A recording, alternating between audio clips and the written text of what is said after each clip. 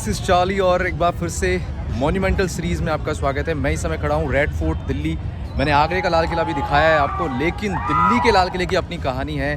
बहुत साल पहले, करीब 300 साल पहले जब शाहजहानाबाद बसाया था शाहजहां ने, तब इस लाल किले की कहानी शुरू होती है। तो चलिए शुरू करते हैं इसकी कहानी। बताता हूँ कुछ अपने अंदाज में कि दिल्ली का लाल किला क्यों है ख़ास और क्यों इस जगह ने बहुत कुछ झेला है। आइए शुरू करते हैं हमारी आज की ये वीडियो। आज जो दिल्ली का जो लाल किला है उसकी शुरुआत हुई 1639 में, और तब शाहजहां थे काबुल में और करीब 9 साल लगे थे इस पूरे रेड फोर्ट को बनाने में। अंदर बड़ी कमाल की चीज़ें हैं, जो वही दीवाने आम, दीवाने खास, रंग महल, खास महल, मुसम्मन बुर्ज, बहुत कुछ है अंदर। और करीब 5 दरवाजे हैं। अभी जिस दरवाजे से मैं एंटर करने वाला हूँ वो है लाहौरी दरवाज़ा, और इसके पास में जो परकोटा बनाया गया है, कुछ और दीवारें बनाई गई, वो औरंगजेब ने बनाई। तो ये जो कहानी है वो लाहौरी दरवाजे से शुरू होती है। 5 दरवाजे हैं, जो एक दरवाज़ा है वो है लाहौरी दरवाज़ा, उसी से चलते हैं। बाकी 4 के मैं बताऊंगा, क्योंकि एंट्रेंस जो है वो लाहौरी दरवाजे से ही शुरू होता है।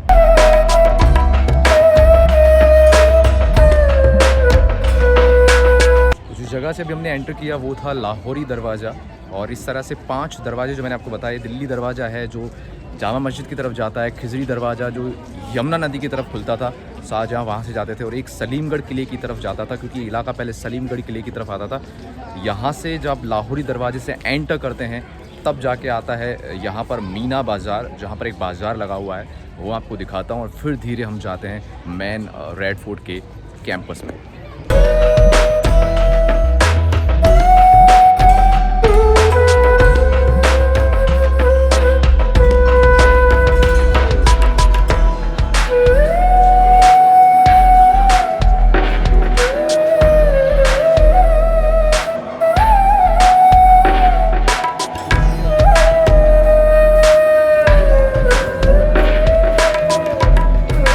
जिस बाज़ार से फ़िलहाल हम अभी निकल के आए वो था छत्ता चौक। और छत्ता चौक की कहानी है कि शाहजहां जब पाकिस्तान में थे, यानी कि पेशावर थे, तो पेशावर के शहर में उन्होंने कोई ऐसा बाज़ार देखा जिससे वो बहुत खुश है, और वही बाज़ार जो है उन्होंने यहाँ लाल किले में बनवाया। छत्ता चौक, मीना बाज़ार इसे बोला जाता है। यहाँ से हम सीधा जाते हैं तो सीधा मक्कार खाना की तरफ जाते हैं।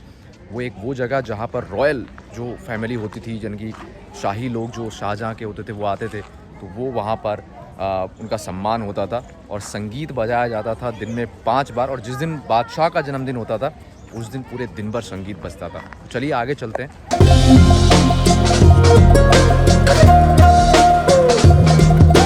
तो ठीक मेरे पीछे की तरफ जो जगह आप देख रहे हैं ये है नक्कार खाना, यानी कि छत्ता चौक के ठीक सामने ये वो जगह नक्कार खाना, यानी कि नगाड़ा घर। बादशाह या फिर जो रॉयल फैमिली के लोग होते थे उनके सम्मान में जो है वाद्य यंत्र यहाँ बजाए जाते थे। जैसा कि मैंने आपको बताया कि जन्मदिन होता था तो पूरे दिन बजता था, तो दिन में 5 बार जो है वाद्य यंत्र बजाए जाते थे।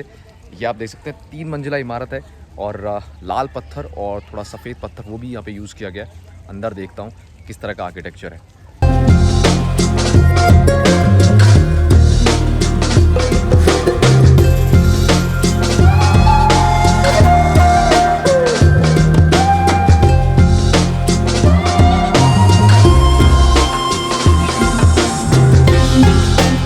फिलहाल जिस जगह के पास अभी मैं खड़ा हूँ पूरा ही पूरा संगमरमर से बना हुआ है। यह है दीवाने खास। दीवाने खास जो कि खास लोगों के लिए होता था।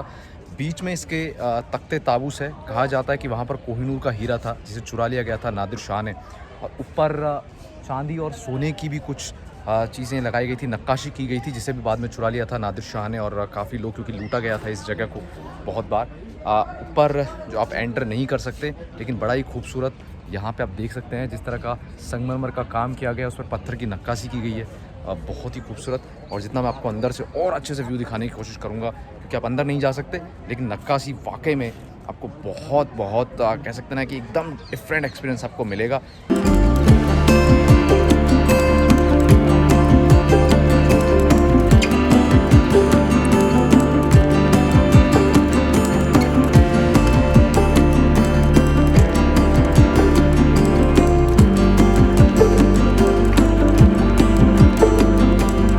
दीवानी खास से बिल्कुल टच में है खास महल, जो मस्जिद नुमा आपने देखा था, जो मैंने आपको स्टार्टिंग में दिखाया था, तो कुछ इस तरह से ये था, जिसको प्रार्थना गृह बोला जाता है, जिसमें प्रार्थना करते थे शाहजहाँ। और उसके पास में था ख्वाबगाह, जहाँ पर 3 कमरे बने गए थे शयन कक्ष के लिए। और उसके बाद में एक बड़ा जो है एक रूम टाइप का है, जहाँ पे एक्चुअली बैठक रूम बोला जाता है, जहाँ पर बैठकें होती थी। तो 3 जगह ये पूरे खास महल के अंदर होती थी, जो दीवाने खास से बिल्कुल जुड़ा हुआ है। आगे की तरफ हम जाएंगे तो हमें और भी कमाल की जगह मिलेंगी।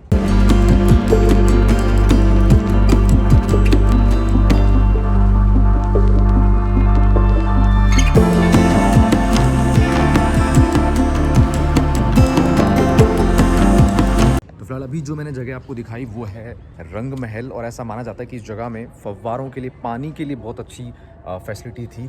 यहाँ पर पीछे की तरफ आप देखेंगे तो कुछ बीच में जो है पानी के लिए निकास किया गया था, और इसके सामने ही एक पानी का पूरा ऑप्शन था, जिसको नहरे बहिश्त बोलते थे, यानी ऐसा बोलते हैं कि स्वर्ग से निकली जलधारा। तो रंग महल का बेसिकली यूज होता था एंटरटेनमेंट के लिए, यानी कि मनोरंजन के लिए। यहाँ के लोगों के मनोरंजन के लिए ये जगह यूज होती थी।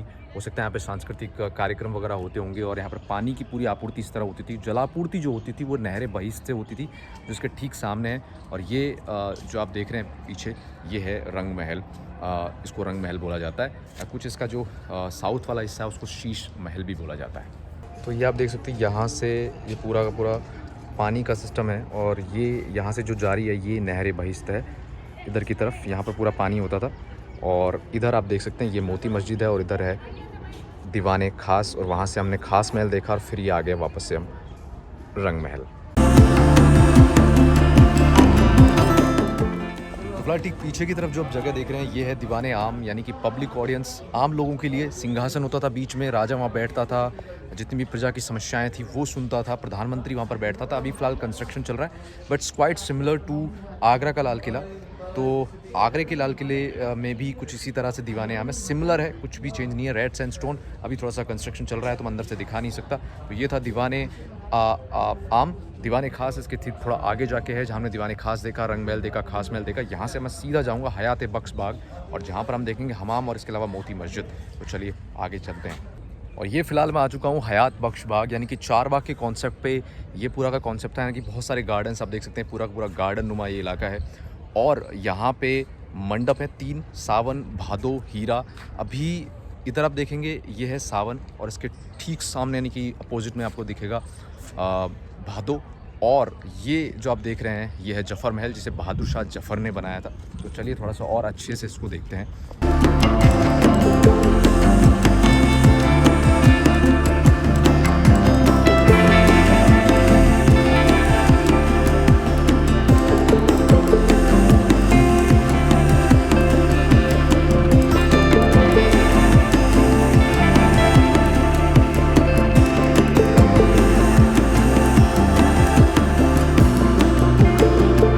हयात बख्श के बिल्कुल पास में और जो मंडप आते हैं यानी कि सावन भादो, उसके बिल्कुल पास में है ये मोती मस्जिद। कहते हैं कि सूरज की रोशनी में ये मोती जैसे चमकती है, बिल्कुल वाइट मार्बल। अंदर अलाउड नहीं है जाना, पीतल का दरवाज़ा लगा हुआ है सामने की तरफ। और औरंगजेब ने ये मस्जिद बनाई थी अपने लिए इबादत गाना, क्योंकि ताकि उसको ज़्यादा वक्त ना देना पड़े, यानी कि पास में ही हो वो जाता था। महिलाएँ भी इसके अंदर आती थी।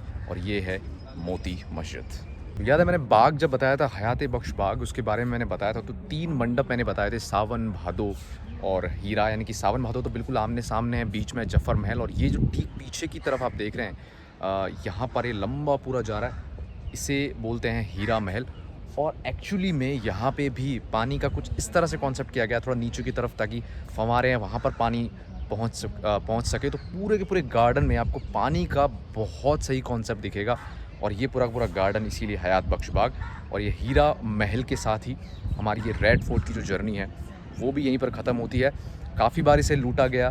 जब 1857 की क्रांति हुई तब अंग्रेज़ों ने इस पर कब्ज़ा किया, और 1947 में जब भारत आज़ाद हुआ तब आर्मी ने कब्ज़ा किया। बाकी तो ये निजी प्रॉपर्टी हो चुकी है, किसी के अंडर आती है, इसलिए सोमवार को ये बंद होता है। थोड़ा सा इसका रेट भी बाद में इंक्रीज़ हुआ। म्यूज़ियम्स बहुत सारे हैं यहाँ पर, तो आप म्यूज़ियम्स भी विज़िट कर सकते हैं, जहाँ पर 1857 की क्रांति, सेकेंड वर्ल्ड वॉर, काफ़ी सारी चीज़ें आपको उस म्यूज़ियम में देखने को मिलेगी। बहुत सारे म्यूज़ियम बाकी रेड फोर्ट में कुछ चीज़ें ऐसी जहाँ पर शायद दीवाने आम, दीवाने खास, कुछ ऐसी जगह जहाँ पे शायद ऊपर चढ़ के देख लेना चाहिए था।